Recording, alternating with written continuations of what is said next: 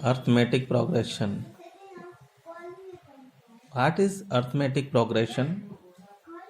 हम कैसे डिफाइन करेंगे जो हमारा सीक्वेंस है वो अर्थमेटिक प्रोग्रेशन में है या नहीं है? हम इसे शॉर्ट में कहते हैं AP, A for arithmetic and P for progression.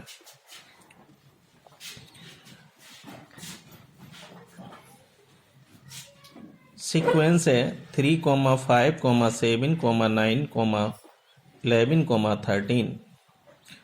यहाँ कैसे कंफर्म करेंगे ये सीक्वेंस एपी में है? अगर हम 5 में से 2 माइनस करते हैं, 5 में से 3 माइनस करते हैं, result we get 2, 7 minus 5 we get 2, 9 minus 7 we get 2, 11 minus 9 we get 2, 13 minus 11 we get 2। यानी कि difference of each terms is 2।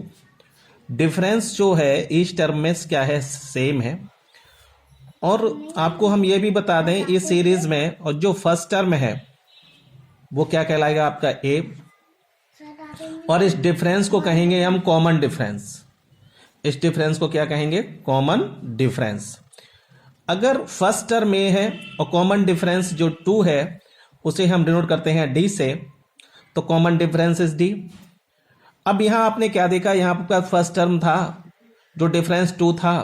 अगर 3 में 2 ऐड कर रहे तो 5 आ रहा था, 5 में 2 ऐड करते तो 7, 7 में 2 ऐड करते 9, 9 में 2 ऐड करते, यानी कि जितने भी टर्म हैं, नेक्स्ट अगर हम कॉन्सिक्यूटिव टर्म डिफाइन करते हैं तो उसमें कॉमन डिफरेंस ऐड होता है। अब ऐसे ही जैसे फर्स्ट टर्म इज ए, तो सेकेंड टर्म क्या होगा, इसमें कॉमन डिफरेंस ऐड कर दो, ए प्लस डी। थर्ड टर्म क्या होगा, उसमें भी कॉमन डिफरेंस ऐड कर दो, ए प्लस 2डी प्लस डी। ऐसे ही थर्ड टर्म क्या होगा, इसमें डी ऐड कर दो तो ए प्लस 3डी। अब आपके समझ में आ गया होगा कि आखिर एपी है क्या। अब सीक्वेंस हमारे पास 3, 5, 7, 9, 11, 13, 15, 17, 21, 22, 23, 22 नहीं है, 23, 25। तो इन सभी में डिफरेंस क्या है, सेम। और नंबर ऑफ टर्म्स क्या है, अगर फर्स्ट टर्म की बात करेंगे तो कितना है, 3 है। कॉमन डिफरेंस की बात करेंगे तो ईच टर्म में कोई भी सीक्वेंस एपी में तभी होगा जब उसके ऑल टर्म में डिफरेंस सेम होगा। Difference between all terms are same. जब वो सेम होगा तो यहां हम चेक करेंगे 5 माइनस 3, 7 माइनस 2, तो सभी में देख रहे हैं डिफरेंस कितना है, 2 है। नंबर ऑफ टर्म्स यानी कि सीरीज में टोटल कितने नंबर्स हैं, काउंट कर लो, 1, 2, 3, 4, 5 अप टू 11, यानी कि नंबर ऑफ टर्म्स हैं आपके पास 11। एन की वैल्यू हो जाएगी 11। अब बात करते हैं, अब 11 टर्म्स है आपका कितना, 25। तो जब भी जिस टर्म की बात करते हैं तो उसे हम A11 कहेंगे। A11 क्यों कहेंगे ये भी समझ ले। nth टर्म भी बोल सकते हैं उसे, यहां n की वैल्यू 11 है, n की वैल्यू 11 है, इसीलिए हम 25 को लास्ट टर्म an भी बोल सकते हैं। अच्छा, वो बस बात की बात है। पहले यहां देखें, अगर फर्स्ट टर्म है A13, फर्स्ट टर्म है A13 और फर्स्ट टर्म इसमें सीक्वेंस हमारा क्या है, A, तो A1 की वैल्यू A हो जाएगी तो A की वैल्यू 3। समझ में आ रहा है आप लोगों को, समझ में आ रहा हो। सेकेंड टर्म है 5, यहां सीरीज में सेकेंड टर्म 5 है तो A2 इक्वल 5, और सीरीज में सेकेंड टर्म कितना है, A प्लस डी, तो mean A plus D equal 5 होगा। ऐसे ही थर्ड टर्म है आपका कितना, 7, यहां थर्ड टर्म है A प्लस 2D, तो A plus 2D equal 7। Fourth term है 9, तो यहां फोर्थ टर्म क्या होगा, A प्लस 3D। तो आप क्या देख रहे हैं, जब भी हम कोई टर्म्स डिफाइन करते हैं तो कोफिशिएंट ऑफ डी क्या होता है, जो टर्म डिफाइन कर रहे हैं उसमें से 1 कम कर दो। 2 डिफाइन कर रहे हैं तो इसका कोफिशिएंट हो जाएगा 1। थर्ड टर्म डिफाइन कर रहे हैं तो डी का कोफिशिएंट हो जाएगा 2। फोर्थ टर्म डिफाइन कर रहे हैं तो डी का कोफिशिएंट हो जाएगा 3। ऐसे ही जब 11th टर्म है तो डी का कोफिशिएंट यहां कितना होना चाहिए, 10, तो a प्लस 10d इक्वल 25। इसी का हमारा एक जनरल फार्मूला भी है। अगर हमारे पास किसी सीरीज का हमें कोई टर्म डिफाइन करना है, मान लो n की वैल्यू है आपके पास और ये पूछते हैं ये टर्म क्या होगा, तो A N equal A plus N minus one into D, ये है फार्मूला हमारे पास। अच्छा भाई एक्सरसाइज पर आते हैं। एक्सरसाइज में फर्स्ट क्वेश्चन में क्या है, केवल हमें क्या करना है, ये बताना है कि ये जो टर्म है, ये जो हमारे पास स्टेटमेंट है, ये स्टेटमेंट एपी को फॉलो करती है या नहीं, अर्थमेटिक प्रोग्रेशन को फॉलो करती है या नहीं।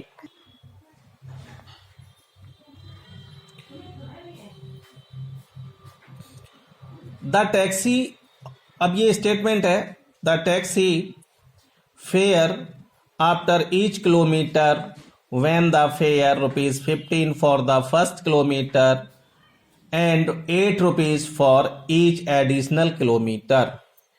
इसमें साफ साफ ये बोला गया है, आप थोड़ा ध्यान से समझें कि फेयर मीन्स होता है किराया। फॉर ₹15, ये जो 15 है फॉर द फर्स्ट किलोमीटर के लिए है, फॉर फर्स्ट किलोमीटर। ₹15 जो फेयर है फॉर फर्स्ट किलोमीटर के लिए है, एंड ₹8 ईच एडिशनल किलोमीटर, यानी कि फर्स्ट किलोमीटर के बाद जितने भी किलोमीटर आएंगे पर किलोमीटर के हिसाब से हमारा ₹8 इंक्रीज हो जाएगा। यानी कि फेयर ऑफ फर्स्ट किलोमीटर हो गया ₹15। फेयर ऑफ सेकेंड किलोमीटर क्या हो जाएगा भाई, फर्स्ट किलोमीटर का तो 15 था ही था, और fair additional fair of each kilometre, ये जो है एडिशनल फेयर है ईच किलोमीटर, पर किलोमीटर के हिसाब से नेक्स्ट आफ्टर 1 किलोमीटर फेयर कितना ऐड होगा, ₹8। अब देखिए फेयर ऑफ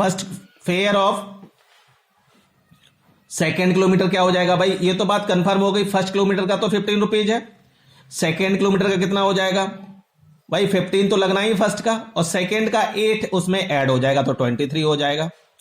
ऐसे ही फेयर ऑफ थर्ड किलोमीटर, भाई तीसरे किलोमीटर का जब हमें 3 किलोमीटर डिस्टेंस कवर करना होगा तो फेयर कितना देना होगा भाई, 2 किलोमीटर का अगर 23 तो इसमें ऐड हो जाएगा।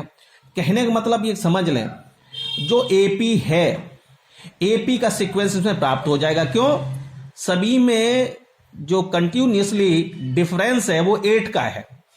देखिए पहले 15, फिर 23, फिर इसमें 8 ऐड होगा, फिर उसमें 8 ऐड होगा, फिर उसमें 8 ऐड होगा, ऐसे ही 8 ऐड होता चला जाएगा। तो ये आपकी समझ में आ गया होगा बहुत अच्छे से। तो ये जो यहां से इस स्टेटमेंट से जो हमें सीक्वेंस प्राप्त होगा वो हमारा कैसा होगा, एपी में होगा। नेक्स्ट देखें,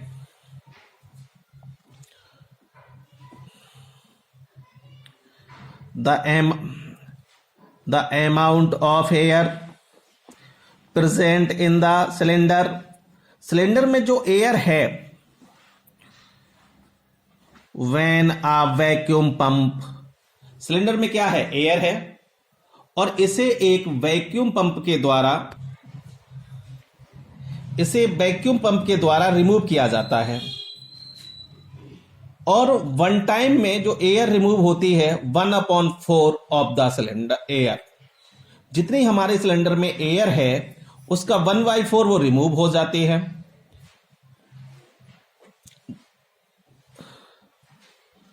remaining in the cylinder at a time. अब जो एयर रिमेनिंग पार्ट है एयर का सिलेंडर में, वो भी नेक्स्ट टाइम अगर हम वैक्यूम पंप से उसे रिमूव करेंगे, नमस्ते, तो 1/4 ही होगा। तो देखें, let air in a cylinder, हमने सिलेंडर में एयर कितना ले लिया, X ले लिया, सिलेंडर में एयर कितना ले लिया, X ले लिया। अब first time remove the air, first time उसमें से कितना रिमूव होगा, 1/4 ऑफ X, यानी कि X/4 रहे, X/4 रिमूव हो जाएगा। टोटल सिलेंडर में कितना था, X था, अब इसमें से रिमूव कितना हो गया, X/4। Remaining air in the cylinder, अब उसमें कितना रह गया भाई, हमारे पास X था, x में से x/4 रिमूव हो गया तो कितना बचेगा 3x/4। तो यानी कि अब उसमें सिलेंडर में कितना एयर है 3x/4। अब इसमें से भी वैक्यूम पंप के द्वारा अब हम रिमूव करेंगे तो 1/4 ही होगा। तो second time air removed equal 1/4 into 3x/4, यानी कि कितना हो गया 3x/16 हो गया। 3x/16 इसमें से रिमूव हो रहा है। अब आप देखें फर्स्ट टाइम में कितना रिमूव हुआ था x/4, सेकेंड टाइम में कितना रिमूव हो रहा है 3x/16। क्या x/4 और 3x/16 आपस में इक्वल हैं? नहीं इक्वल हैं। तो हम क्या देख रहे हैं, सिलेंडर से जो एयर रिमूव हो रही है वन टाइम में कितना 1/4 पार्ट रिमूव हुआ तो कितना रिमूव हुई x/4। उसके बाद उसमें जितनी गैस बची फिर उसे रिमूव किया गया तो वहां 3x/16 जा रही है। तो कहीं ना कहीं जो डिफरेंस है पर वैक्यूम पंप के द्वारा वो इक्वल नहीं आ रहा। इसीलिए ये जो स्टेटमेंट दिया है ये एपी में नहीं है। नेक्स्ट जो क्वेश्चन है उस क्वेश्चन में है क्या, जो इसका सेकेंड पार्ट है उसमें हमें फर्स्ट 5 टर्म्स डिफाइन करने हैं। आपके पास क्या है, फर्स्ट टर्म है और कॉमन डिफरेंस है। वही first term a1 equal a होता है तो 12 आ जाएगा।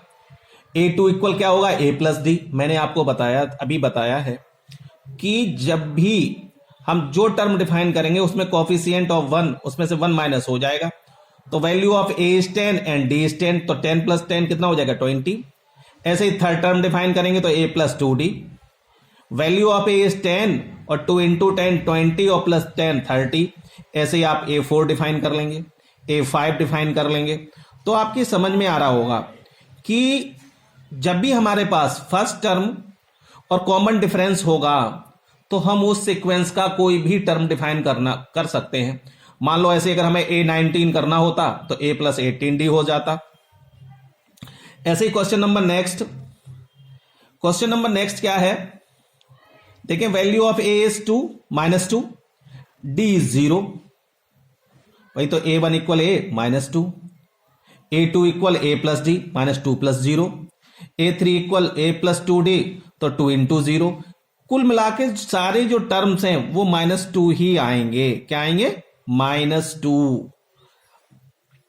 Question number next, a equal -1 d equal 1/2। तो a1 इक्वल क्या हो जाएगा a और इक्वल -1 इक्वल क्या होगा -1। तो यानी कि a2 इक्वल क्या हो जाएगा a + d -1 + 1/2 यानी कि -1/2।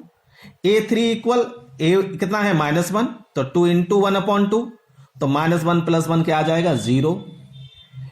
ऐसे ही आप नेक्स्ट टर्म डिफाइन करेंगे, a4 डिफाइन करेंगे a + 3d तो -1 + 3/2 तो -1 + 3/2 कितना हो जाएगा, सॉल्व करेंगे तो 2 + 3/2 यानी कि 1/2। ऐसे ये 5 डिफाइन करेंगे a + 4d -1 + 4 × 1/2। भाई d आपको कितना स्टार्टिंग दे रखा है 1/2 -1 + 2 यानी कि 1 आ जाएगा।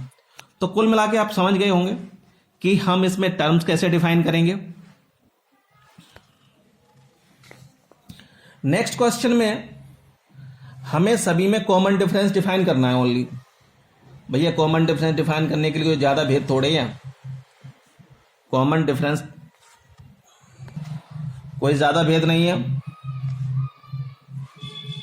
3 1 -1 -3 a की वैल्यू 1 हो जाएगी, d कितना हो जाएगा भाई -3 में से 1 में से 3 माइनस कर दो तो 1 - 3। भाई इसमें से अगर माइनस करेंगे तो 1 - 3 तो रिजल्ट वी गेट -2 आ जाएगा।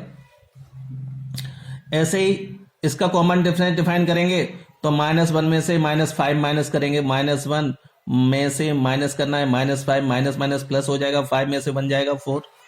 ऐसे ही इसमें हम कॉमन डिफरेंस डिफाइन करेंगे 5/3 -1/3। भाई डिनोमिनेटर सेम है, न्यूमरेटर में से न्यूमरेटर माइनस कर दो तो 4/3 आ जाएगा। ऐसे ही इसमें हम माइनस करेंगे भाई 1.7 में से 0.6 तो 1.1 आ जाएगा। तो आप लोग कुल मिला के कर सकते हैं। और किसी भी सीक्वेंस को ये चेक करना हो ये एपी में है या नहीं है, तो उनका कॉमन डिफरेंस सेम आना चाहिए। नेक्स्ट क्वेश्चन आपका ऐसा ही है, तो आप लोग अपने क्वेश्चन सॉल्व करेंगे। किसी भी क्वेश्चन में कोई प्रॉब्लम आए तो आप हमें बता देना, उसका सॉल्यूशन बता के हम डाल देंगे। तो अब आपके बहुत अच्छे से समझ में आ गया होगा। मैं जहां तक समझता हूं अब एपी समझ में आ गई हो कि आखिर एपी में है क्या।